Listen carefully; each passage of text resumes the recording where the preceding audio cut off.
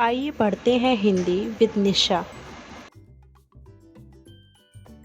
पंचलेट कहानी की संवेदना।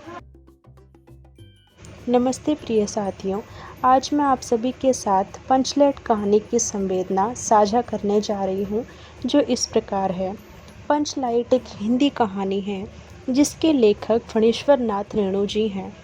यह कहानी रेणु के कहानी संग्रह ठुमरी में संकलित है। यह कहानी आंचलिक कहानियों की श्रेणी में एक प्रमुख कहानी मानी जाती है।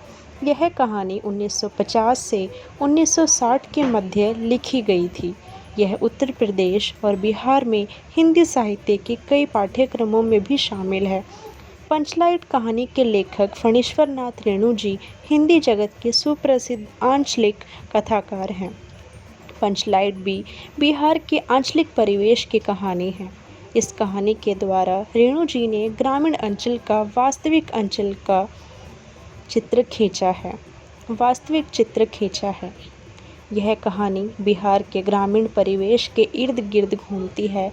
गांव के एक युवक गोधन का मुन्नी नामक लड़की से प्रेम है, जिससे नाराज होकर पंचायत ने उसका बहिष्कार कर रखा है। एक दिन मेले से गांव वाले सार्वजनिक उपयोग के लिए पेट्रोमैक्स खरीद कर लाते हैं। पेट्रोमैक्स वहाँ के लोग पंचलाइट या पंचलेट कहते हैं।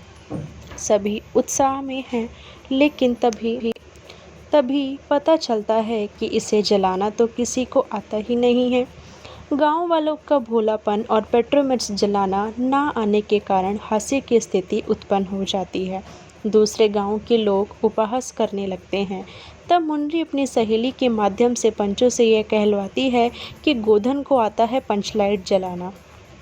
पंच लोग दूसरे गांव से पंचलाइट जलाने के लिए किसी को बुलाने की बेइज्जती से बचने के लिए अंततः गोधन को माफ़ कर देते हैं और उसका हुक्का पानी बहाल कर दिया जाता है और उसे सिनेमा का गाना गाने की छूट भी मिल जाती है। इससे हमें स्पष्ट होता है कि आवश्यकता बड़े से बड़े रूढ़िगत संस्कार और परंपरा को व्यर्थ साबित कर देती है। इसी केंद्रीय भाव के आधार पर कहानी के एक महत्वपूर्ण उद्देश्य को स्पष्ट किया गया है।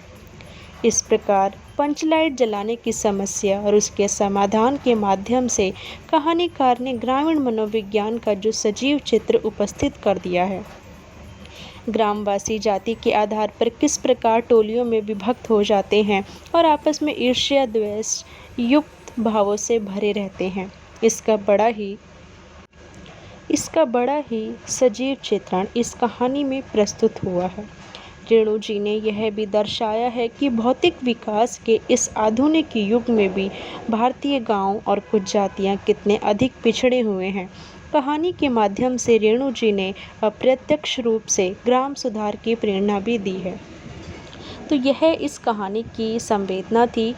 आशा करती हूँ कि यह आपके लिए काफ़ी उपयोगी सिद्ध होगी। आप इसको सुनिए और इससे मदद लेने का प्रयास भी कीजिए। धन्यवाद।